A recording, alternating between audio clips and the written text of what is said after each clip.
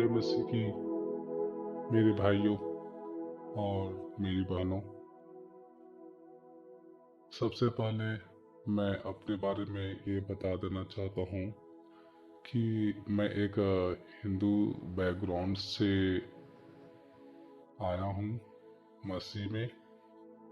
और मैंने प्रभु यीशु मसीह को अपने जीवन में आई थिंक 2002 और 2004 के बीच में मैंने प्रभु यीशु मसीह को अपना उद्धारकर्ता और जीवते परमेश्वर के रूप में मैंने स्वीकारा। और उसके बाद फिर मैं धीरे धीरे प्रभु में पढ़ना शुरू किया। और उस समय से लेकर अभी तक प्रभु यीशु ने हमारे जीवन में बहुत सारे चिन्ह चमत्कार किए। और प्रभु ने हमसे समय समय पे बात भी किए जब भी मैं समस्याओं में होता था।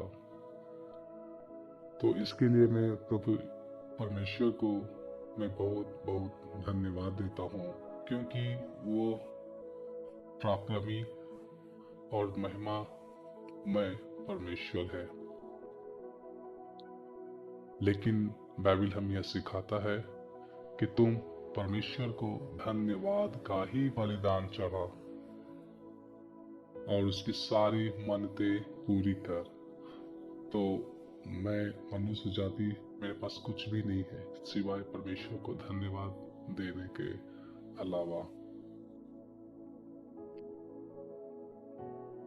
और जब भी मैं परमेश्वर के चिन्ह और चमत्कार को अपने जीवन में मैं देखता हूँ तो मेरे आंखों में सिर्फ आंसू ही आंसू आता है। और मैं यह सोचता हूँ कि मैं कहाँ था, मैं कहाँ किस दुनिया में भटका हुआ था। मैं जिन देवी देवताओं को, मूर्तियों को मैं अपने जीवन में एक परमेश्वर मानता था, और उस समय हमारे जीवन में बहुत सारे पाप थे और मैं करता था। और उन सारे ईश्वरों ने मुझे नहीं बताया कि तुम जो कर रहे हो बड़ा से बड़ा पाप, घिनौना से घिनौना पाप, तुम्हें उसे मन फिराने की जरूरत है। किसी भगवान ने मुझे नहीं कहा, किसी देवी देवताओं ने मुझे नहीं कहा। मैं 18-20 साल तक मैं उन्हीं देवी देवताओं के साथ रहा, लेकिन किसी ने मुझे नहीं बताया। एक्चुअली मेरे पास बहुत सारे टेस्टिमनी है कि मैं प्रभु के बारे में बताऊं और प्रभु की महिमा करूं, लेकिन मैं इस गवाही को मैं शॉर्ट में ही रखना चाहता हूं। एक्चुअली मेरा यह इरादा नहीं था कि मैं इस वीडियो को मैं आप लोगों के बीच में रखूं, लेकिन पवित्र आत्मा ने हमें अगुवाई किया बहुत महीनों से। वो कर रहा है कि आप इसे अपने मसीह भाइयों तक, लोगों तक पहुंचाओ, अपने बहनों तक पहुंचाओ, ताकि उन लोगों का विश्वास और मजबूत हो और पता चल जाए कि हम जिस परमेश्वर के साथ चल रहे हैं वह जीवित है। वही अल्फा और ओमेगा, वही बिगनिंग और लास्ट, और वही जीवित खुदा है। सिंपल शब्दों में कहें तो ही इज एवरीथिंग। तो हमारी गवाही 2022 की है। 2022 में एक्चुअली हुआ यह कि जब हमारी वाइफ ने कंसीव किया तो यह साल काफ़ी ही डिफ़िकल्ट था। हर तरफ से फाइनेंशियली प्रॉब्लम ही मैं फंसा था। काफ़ी पैसे का लॉस हो गया था और मेरे पास पैसे बहुत सारे पैसे का समस्या था। तो जब मुझे पता चला कि my wife is she has conceive, तो मैं सोचा कि may be she is wrong, but मैं डॉक्टर के पास हम सब डॉक्टर के पास चले गए चेकअप कराने के लिए। और मैं प्रभु से मन में ही मन प्रार्थना कर रहा था कि ये समस्या जो आया है ये झूठ हो, टल जाए, लेकिन जब मैं डॉक्टर के यहाँ पहुँचा और डॉक्टर ने जब टेस्ट करने के बाद जब वो कंफर्म हो गई, तो डॉक्टर ने जब हमारे सामने बैठी तो वो हमसे यही क्वेश्चन पूछी कि do you want this child. तो मैं सोचने लगा कि ये क्या हो गया। मैं प्रभु से प्रार्थना भी कर रहा था, लेकिन प्रभु ने हमारी नहीं सुनी, प्रभु ने हमारा नहीं सुना। तो मैं सोचा कि अब मैं क्या करूँ, और मेरे पास पैसे भी नहीं है, मैं कैसे केयर कर सकता हूँ।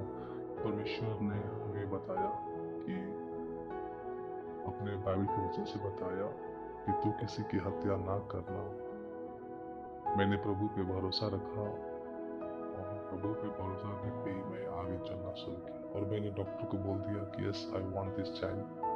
उसके बाद फिर किसी तरह से हम हॉस्पिटल का कॉस्ट जुटा करके मैं आगे बढ़ा। उसके बाद जब मैं घर आया तो मैं काफ़ी डिस्टर्ब था माइंड से कि एक्चुअली मैं क्या करूँ, मैं कैसे करूँ, आगे क्या होगा। एक तरफ मैं इस बच्चे के साथ कुछ कर भी नहीं सकता, और दूसरी तरफ हमें परमेश्वर का वचन भी पालन करना है। तो मुझे पता नहीं चल रहा था। जब रात हुआ तो मैं प्रभु के उपस्थिति में गया। मैं घुटनों पे आकर के प्रभु से प्रार्थना करना शुरू किया, और मैं धन्यवाद देता हूँ पास्टर सूरज प्रेमानी का, जिन्होंने हमारी बहुत सहायता किया है परमेश्वर के नज़दीक लाने का। हमारे और परमेश्वर के बीच में जो एक गैप था, वो गैप पास्टर सूरज प्रेमानी ने काफ़ी कम किया है, और मैं पास्टर सूरज प्रेमानी को काफ़ी शुक्रिया अदा करता हूँ, जो मुंबई से हैं। तो जब मैं प्रभु के सामने मैं घुटनों पे गया, प्रार्थना जब मैं कर रहा था, मैं काफ़ी डिस्टर्ब था। मुझे पता नहीं चल रहा था कि मैं क्या करूं, मैं क्या बोलूं प्रभु से। लेकिन बाइबल का वचन सिखाता है कि तू अपने टूटे हुए मन को लेकर के प्रभु के सामने जाओ। और ऐसा भी नहीं कि मैंने नाटक किया कि चलो मैं नाटक करता हूँ तो प्रभु हमारी सुन लेगा। नहीं, मैं काफ़ी डिस्टर्ब था। मैं प्रभु के सामने जा करके घुटनों पे टेक करके मैंने प्रभु से प्रार्थना किया। मैंने प्रभु को अपना सारा दुखड़ा सुनाया। प्रभु ने हमसे कुछ शब्दों में ही बात किया। प्रभु ने हमसे यह कहा, एक्चुअली कोई आवाज नहीं आ रहा था, परंतु उसकी आवाज को मैं अपने हृदय में, अपने मन में मैं सुन रहा था। प्रभु ने हमसे यह कहा, क्या तुम्हारे सारे बाल गिने हुए नहीं है? मैं तुम्हारे बाल पकने पकने तक मैं तुम्हारा परमेश्वर रहूंगा, मैं तुम्हारे साथ रहूंगा। इसलिए मत डरो, मैं तुम्हारे साथ हूँ। तुम आगे बढ़ो, तुम आगे बढ़ो। जब मैंने प्रभु का ये आवाज सुना, हमारे आंख से आंसू ही आ रहा था,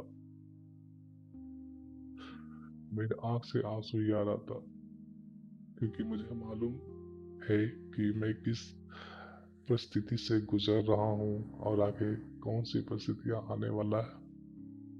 परंतु जब प्रभु ने हमसे इस तरह से बात किया तो हमारे अंदर एक आशा आ गया, और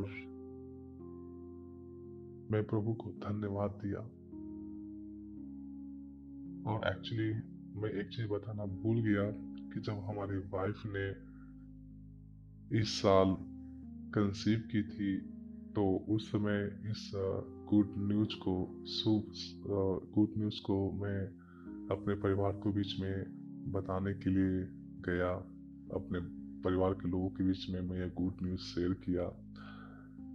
लेकिन इस गुड न्यूज के शेयर करने के दौरान क्या हुआ कि हमारा रिलेशन परिवार के बीच और खराब हो गया। लोगों ने हमसे धीरे धीरे दूर भागना शुरू कर दिए और मैं अकेला पड़ गया। मैं और मेरा प्रभु लोग का रवैया चेंज हो गया।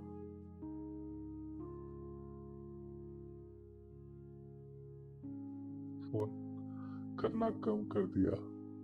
मुझे पता नहीं why the people they treat like that। और कुछ नहीं, प्रभु हमारे साथ था, हमारे लिए इतना काफी था। इस जगत को बढ़ाने वाला परमेश्वर हमारे साथ था। परमेश्वर ने कहा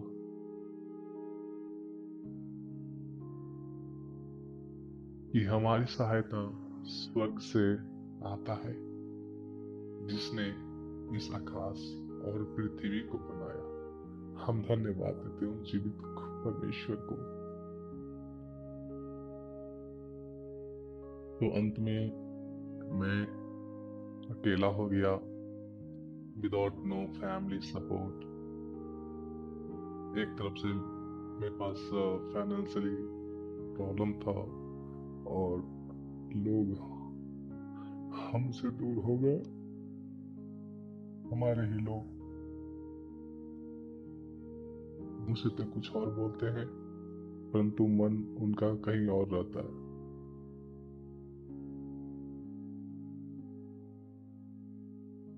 लेकिन हुआ ये कि मैं सोचा कि हो सकता है कि ये जो हमारे अंदर ये जो बात आया कि तुम मत डरो और मैं तुम्हारे साथ हूँ, मुझे लगा कि ये हो सकता कि मेरे माइंड का ही आवाज़ है। इतना तो मुझे मालूम था कि बाइबल में यह लिखा हुआ है कि तुम्हारे सारे बाल गिने हुए हैं, मैं तुम्हारे बाल पकने पकने तक मैं तुम्हारा परमेश्वर हूँ। लेकिन ये सब जो बातें था कि तुम मत डरो, तुम आगे बढ़ो, मैं तुम्हारे साथ हूँ, मुझे लग रहा था कि यह शायद मेरे खुद का माइंड का ही वहम है और इस माइंड का ही बात है, कहीं से आ गया होगा। इसलिए मैं थोड़ा ज़्यादा मैं थोड़ा सा ज़्यादा केयरफुल नहीं हो करके मैं आगे बढ़ रहा था। लेकिन जब कभी भी मैं हर दिन मैं यही प्रार्थना प्रभु से मैं करता रहा और जब जब मैं प्रभु से प्रार्थना करता रहा तब तब प्रभु ने मुझे यही बोला कि मत डर, मैं तुम्हारे साथ हूँ, तू आगे बढ़, तू आगे बढ़। और मैं बढ़ता गया और मैं प्रार्थना बंद मैंने नहीं किया, मैं प्रार्थना करता ही रहा जब तक कि डिलीवरी ना हो जाए। मैं 7 महीने मैंने अपनी प्रार्थना को मैं जारी रखा और मुझे एक बात और याद है कि परमेश्वर ने हमें सिखाया है कि मनुष्य के मन में बहुत सारी कल्पनाएं उठती तो है, परंतु वही बात मन में स्थिर रहता है जो प्रभु की ओर से आता है। तो जब मैं प्रार्थना हर समय कर रहा था, हर दिन कर रहा था, तो यह वचन भी पवित्र आत्मा ने हमारे अंदर डाला, अगुवाई किया। तो धीरे धीरे मैं और विश्वास पूर्ण होकर के मैं प्रभु से प्रार्थना करना शुरू कर दिया। कभी कभी परमेश्वर ने मुझे यह भी बोला कि तू मत डर, मैं तेरे साथ हूँ, सब कुछ नॉर्मल होने वाला है, तू क्यों चिंता करता है, तू क्यों चिंता करके कहता है। तभी प्रभु ने हमसे बात किया प्रभु ने बोला और मैंने रोया, लेकिन परमेश्वर ने जो कुछ भी हमसे बातचीत किया, यह बात तब हमारे अंदर और मजबूत जड़ पकड़ लिया। मुझे एक कंपनी की ओर से मेल आया कि मुझे एक बहुत बड़ा अमाउंट मिलने वाला है। तो मैं काफ़ी मेरे मन में खुशी तो नहीं आया, लेकिन मैं अंदर ही अंदर में रोना शुरू कर दिया और मैंने प्रभु को धन्यवाद देना शुरू कर दिया। और मैंने यह सोचा कि प्रभु ने जो हमसे कहा, तू मत डर, तू आगे बढ़, मैं तेरे साथ हूँ। और परमेश्वर ने वही किया। हमारे पास जो पैसे का दिक्कत था, प्रभु ने उस पैसे की दिक्कत को दूर कर दिया। हमें काफी बड़ा अमाउंट मिलने वाला था और उस अमाउंट से हम अच्छा खासा बड़े हॉस्पिटल में भी मैं ट्रीटमेंट करा सकता था अपनी पत्नी का। मैं प्रभु को धन्यवाद देता हूँ और मैंने प्रभु को जा करके मैंने प्रभु को किया। और जब बच्चे का डिलीवरी का समय आया तो मैंने यह देखा कि जिस तरह से प्रभु परमेश्वर यीशु मसीह ने हमसे वादा किया था कि तू मत डर, सब कुछ ठीक होने वाला है, सब कुछ नॉर्मल होने वाला है। और प्रभु ने, मैंने एक चीज भी बताना भूल गया कि प्रभु ने हमें प्रार्थना के दौरान ये भी बताया था कि तुम्हें ज्यादा पैसे लगने वाला नहीं है, हार्डली 10 to 15,000 के अंदर में ही तुम्हारा सारा काम हो जाएगा। लेकिन मुझे तो लग रहा था कि ये सब दिमाग का वहम है। लेकिन जब सब कुछ बच्चे का अच्छी तरह से डिलीवरी हो गया, बच्चा स्वस्थ चंगा उसका डिलीवरी हो गया, तो जब हमारी पत्नी ने मुझे बताया कि ज़्यादा पैसे की आवश्यकता नहीं पड़ा हॉस्पिटल में, ओनली शी हैड पेड 12,000, तो उस समय भी मैंने प्रभु को धन्यवाद दिया, मैंने रोया, क्योंकि परमेश्वर जो चीज और चमत्कार हमारे साथ कर रहा था, मैं बता नहीं सकता हूँ। वाकई में हमारे साथ जीवित परमेश्वर था। परमेश्वर ने हमसे जो कुछ बात वो कर रहा था, वो सब कुछ हमारे जीवन में घट रहा था। मैं अपनी आंखों से देख रहा था और जो कुछ भी हो रहा था हमारे और परमेश्वर के बीच में, मैं अपनी पत्नी को बता रहा था और वो सुन रही थी। और मेरी पत्नी ने भी प्रभु यीशु को धन्यवाद दिया। तो एक छोटी सी गवाही एक और है जो इसी गवाही का एक छोटा सा पार्ट है, और वह गवाही यह है कि जब मैं अपनी पत्नी को उनके घर गया वापस लाने के लिए, जहाँ पर मैं काम करता हूँ, इस छोटी सी ट्रैवल के दौरान यह हुआ कि मुझे एक रास्ते में भी बहुत बड़ा रकम मुझे मिला, जो मैंने कभी सोचा ना था और ना मैंने कभी एक्सपेक्ट किया था। एक्चुअली वो जो मुझे भारी पैसा मुझे मिला उस ट्रैवल के दौरान, तो मुझे दुखी हुआ। मैं खुश नहीं हुआ उस पैसे को लेकर के। मुझे दुखी हुआ कि जिस भाई ने उस पैसे को खोया है, या जिस भाई का भी होगा, मैं उनके दुख दर्द पीड़ा को मैं समझ सकता हूँ। और मैंने उस भाई को मैंने खोजा भी। मैंने 2 दिन तक मैंने उस भाई को मैं देखता रहा कि वो भाई अब आएंगे, कब आएंगे। मैंने लोगों से पूछा कि क्या आपने इस भाई को देखा है, लेकिन मुझे कुछ भी उत्तर पॉजिटिव नहीं आया। तो प्रभु ने हमें जो भी हेल्प किया है, जो भी प्रभु ने हमें फाइनेंशियली मुझे सपोर्ट किया है, प्रभु ने उस पैसे से मैं अपने बच्चे का, प्रभु ने जो हमें एक अच्छा बच्चा दिया है, मैं केयर कर सकता हूँ। मैं प्रभु को धन्यवाद देता हूँ। Thank you. हमको मिला है ये जीवन यीशु तेरे ही कारण, हमको मिला है ये जीवन यीशु तेरे ही कारण। मसीहा, यीशु हमारा